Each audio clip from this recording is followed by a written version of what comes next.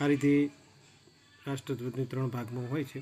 એને કેસરી ભાગ અને લીલા ભાગને આ રીતે 3 એક દિશામાં લઈ જવાના.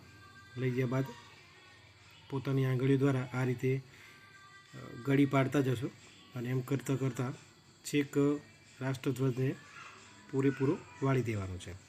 વાળ્યા બાદ પાછી જે ખેંચવાની દોરી છે એને 2 થી 3 આંટા એક જ દિશામાં આપણે મારીશું. હા, આ રીતે 2 થી 3 આંટા મારીશું.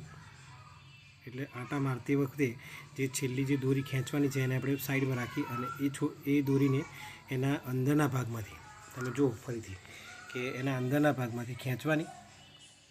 ખેંચ્યા બાદ જે દોરી ખેંચવાની છે એને સરસ મજાની ફરકડી મારી દેવાની. જે રીતે આપણે બૂટની અંદર લેસ બાંધીએ છીએ ને